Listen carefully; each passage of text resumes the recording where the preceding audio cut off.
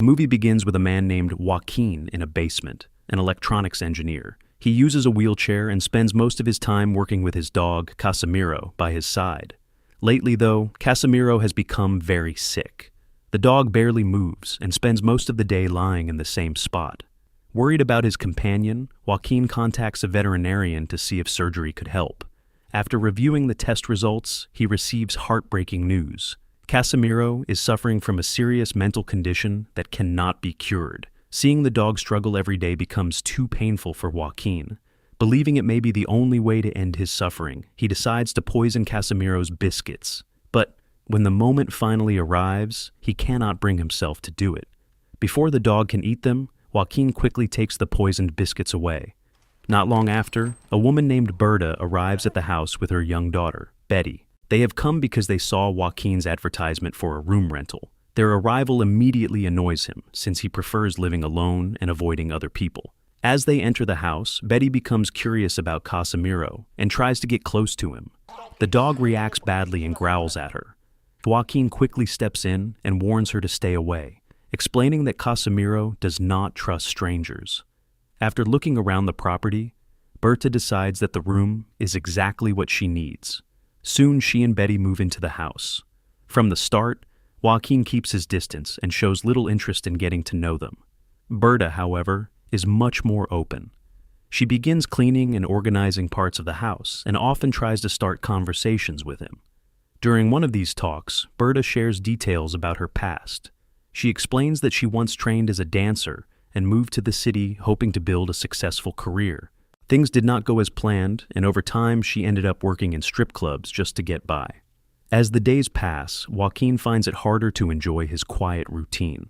Berta often plays loud music throughout the house, while Betty has a habit of suddenly appearing in unexpected places.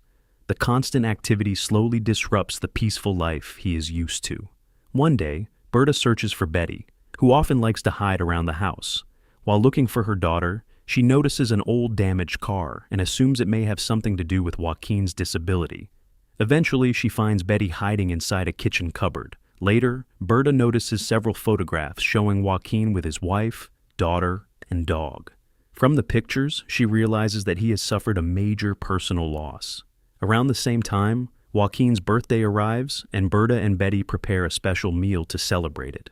During dinner, Berta explains that Betty is capable of speaking and is not mute as people assume. According to her, the girl simply chooses not to talk. The conversation shifts toward Joaquin's financial troubles, and Berta asks why he does not sell the house to settle his debts. Joaquin avoids giving a direct answer, but it is clear that the property means more to him than just money. As the days pass, Joaquin notices that Betty is becoming attached to Casimiro. One day, Berta sees her daughter trying to embrace the dog and immediately pulls her away. To everyone's surprise, Casimiro suddenly stands up and begins walking. The dog approaches Betty on his own, and once her mother lets go, she runs over and hugs him. Casimiro happily wags his tail, creating an emotional moment that deeply affects Joaquin. Filled with hope after seeing the dog's improvement, Joaquin returns to the basement. There, away from everyone else, he lights a cigarette and feels happier than he has in a long time as he cries. However, the memory of his late wife and daughter soon comes back to him, and he breaks down emotionally. While downstairs, he suddenly hears unusual sounds coming from behind one of the walls. Curious, he moves closer and presses a stethoscope against the shared wall and listens carefully. He discovers a group of men speaking on the other side. One of them warns the others to stay quiet so the disabled man will not hear them. Realizing they are talking about him, Joaquin becomes alarmed. Feeling uneasy, Joaquin leaves the stethoscope in place and connects it to his computer so he can record future conversations. A short while after setting up the microphones, he joins Berta and Betty upstairs for dinner. The following morning, he reviews the recordings and writes down the names he hears. Unfortunately, the discussion provides very little useful information. The only thing he can determine is that the men appear to be moving large amounts of wood. The recording also reveals that the gang has been monitoring Joaquin's routine. They use the sound of the elevator as a signal to begin certain activities whenever he leaves the building. Wanting proof, Joaquin installs a hidden camera through the wall. The footage shows several men digging a tunnel. Concerned about the danger, Joaquin tries to convince Berta and Betty to leave the house. He tells Berta that he urgently needs the property for the next 2 weeks. Berta reacts angrily. She reminds him that they've signed a rental agreement and accuses him of constantly pushing people away because he does not trust anyone. She gives him until the following morning to change his mind. That night, Joaquin studies everything he has collected so far. As he reviews the information, he notices a pattern. The men only seem to work after dark, and from what he can see, they are digging a tunnel. He also learns that they expect to complete the project Christmas Eve. After considering everything, he informs Berta the next day that she and Betty can remain in the house. Later, while reviewing footage from the hidden camera, Joaquin is stunned to see Berta secretly meeting with Gallardo, the gang boss. He realizes that she is involved with him and has been providing him with information. At that moment, Joaquin understands that she is connected to the gang's activities. Gallardo criticizes her for taking unnecessary risks, gives her a special key, and instructs her to communicate through text messages instead of visiting in person. That same night, another unsettling event takes place. Betty quietly enters Joaquin's bedroom, wearing only her underwear. She stands beside him and silently watches him sleep for several moments before leaving without making a sound. Meanwhile, Joaquin continues studying the footage from next door. Eventually, he watches the men examine a set of blueprints, and the purpose of their project finally becomes clear. They are constructing a tunnel that will lead directly to a bank located at the end of the street. The next day, while Berta is away shopping, Joaquin attempts to build a connection with Betty. He shows interest in her drawings and tries to start a conversation, but she pays little attention to him. Despite that, he discovers something important. Betty does speak, but only when she is talking to Casimiro. Wanting to know what she says, Joaquin secretly places a microphone inside the dog's collar. At the same time, he learns more details about the criminals' operation. Their plan involves transporting the stolen money through the tunnel using a small cart before moving it away from the area. Later, while checking the camera feed, Joaquin witnesses something horrifying. Gallardo is violently interrogating one of his own men, Pache. The reason is that Pache sent a message to his girlfriend mentioning the bank's address. Although Pache insists that he only wanted to reassure her, Gallardo refuses to believe him. He brutally stabs the man with a screwdriver before bashing his head and then orders his trusted associate, Zurdo, to dispose of the body. To avoid raising suspicion, they continue sending messages from Pache's phone so his girlfriend will think he is still alive. After witnessing the murder, Joaquin no longer has any doubt about how dangerous Gallardo truly is. That evening, he sits with Berta and encourages her to keep drinking until she becomes disoriented. Once she is unable to resist, he takes her to her room, injects her with a sedative, and ties her to the bed. He then confronts her and reveals that he knows about the robbery plan. Afterward, Joaquin returns to the basement and continues spying on the gang. He overhears Gallardo speaking with another member named Pedro. During their conversation, Joaquin learns something even more shocking. The local police chief, Joe, is secretly involved in the robbery and is actually helping organize it from behind the scenes. He provides the criminals with inside information and even gives them a list of specific safe deposit boxes that must not be touched. Those boxes belong to a powerful drug lord and are connected to a direct alarm system that leads to his residence. If the gang accidentally opens any of them, they could create problems far beyond a simple bank robbery. Joaquin carefully records every conversation and gathers as much evidence as possible. The next morning, he prepares breakfast for Berta and asks how she became involved with someone like Gallardo. Berta explains that she met him 2 years earlier. At the time, he treated both her and Betty kindly, so she believed he was a good person. To show her the truth, Joaquin plays the video of Gallardo murdering Pache. The footage leaves her devastated, and she breaks down in tears. Determined to learn more about the tunnel, Joaquin digs his way toward it through the basement. Once inside, he discovers that the gang accidentally struck a major water pipe during construction. The damage has flooded part of the route and forced them to reconsider their plans. Gallardo later comes down to inspect the problem himself. While making his way back, Joaquin suddenly notices one of the gang members entering the tunnel. To avoid being recognized, he quickly hides and covers his face with mud. He manages to escape without being detected. When he finally returns home, he discovers that Betty is missing. Panic immediately sets in as he searches every room of the house. Unable to find her, He checks the security cameras and is shocked to see footage showing Betty making her way down into the tunnel by herself.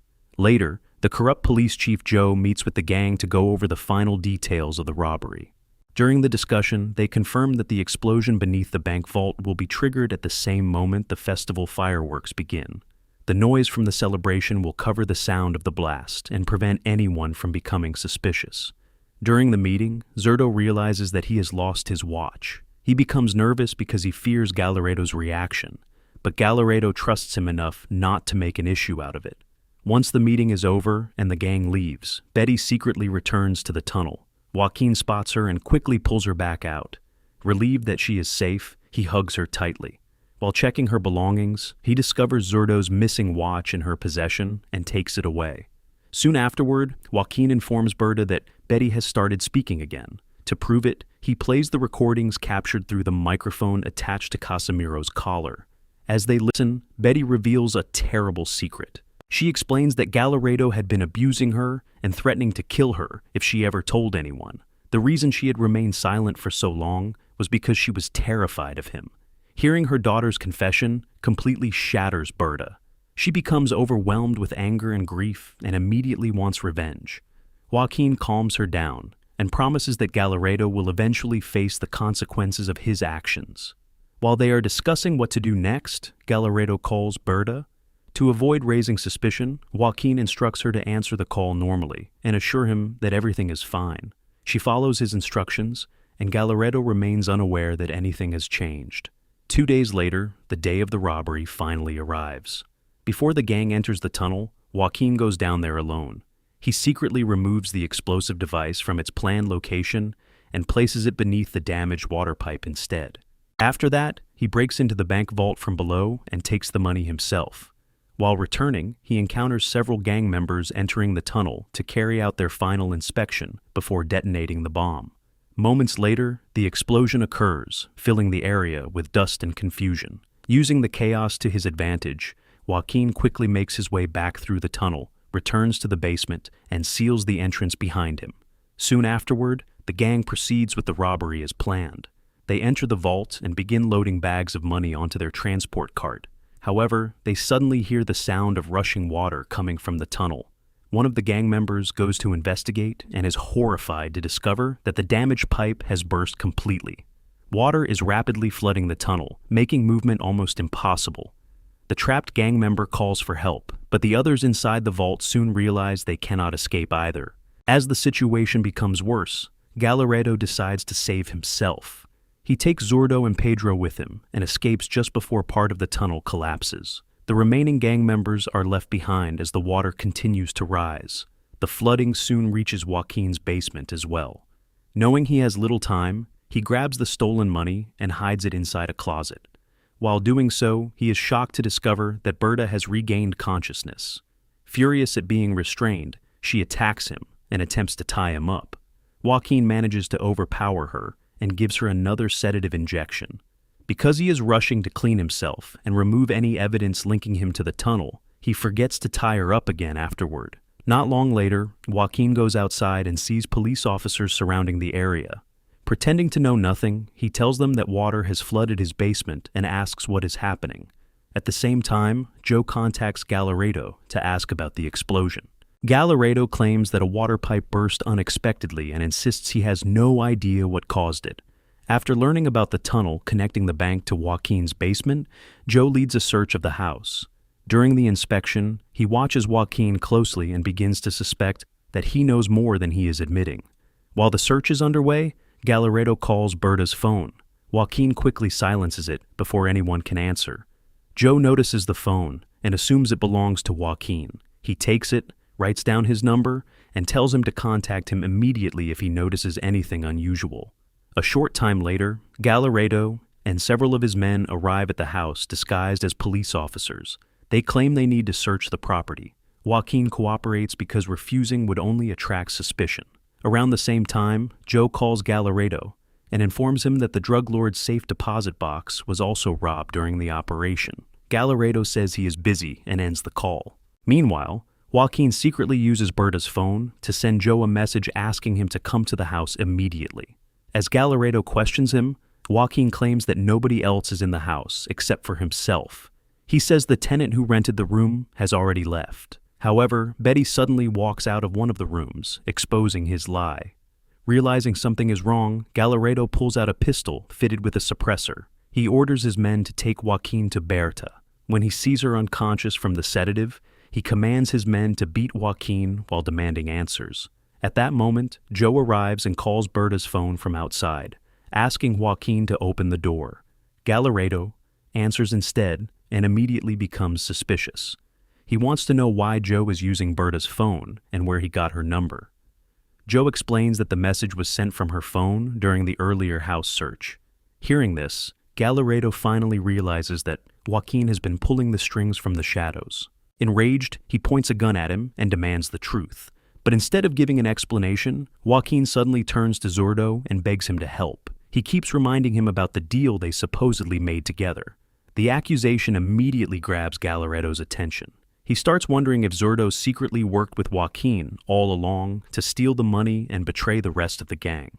Joaquin keeps pushing the idea, claiming that Zurdo had also been secretly visiting Berta and drugging her. Zurdo quickly denies everything and insists that he barely knows Joaquin, but nobody seems convinced. Joaquin then reveals several details about the robbery plan that only someone involved should know. He even mentioned the watch Zurdo lost inside his house. Hearing this makes the situation even worse for Zurdo. To everyone else, it sounds like proof that the two men have been working together. At that moment, Zurdo realizes he has been trapped. With no way to clear his name, Zurdo suddenly pulls out his gun and fires at Pedro. The room erupts into chaos. Gallardo reacts instantly and shoots Zurdo before he can do anything else, killing him on the spot. Before anyone can fully process what happened, Berta regains consciousness. She quickly grabs Zurdo's weapon and fires at Gallardo, bringing him down as well. When the shooting finally stops, Joe manages to free himself. Joaquin tries to keep him under control, but Joe stays calm. He points out that he is the only person who can get rid of the bodies and keep the entire situation from being discovered. In return for his help, he demands half of the stolen money. According to him, sharing the money is much better than spending years dealing with the aftermath of everything that has happened. Joaquin does not agree right away. Instead, he shows Joe the recordings that prove his connection to the gang. The evidence immediately changes Joe's attitude. He realizes those recordings could ruin him if they ever become public. A short time later, Joe unknowingly eats one of Casimiro's biscuits. The same biscuit had been poisoned earlier by Joaquin. At first, Joe seems willing to negotiate, but greed soon takes over. He decides he wants all of the money for himself. He threatens to kill both Berta and Betty if Joaquin refuses to hand it over.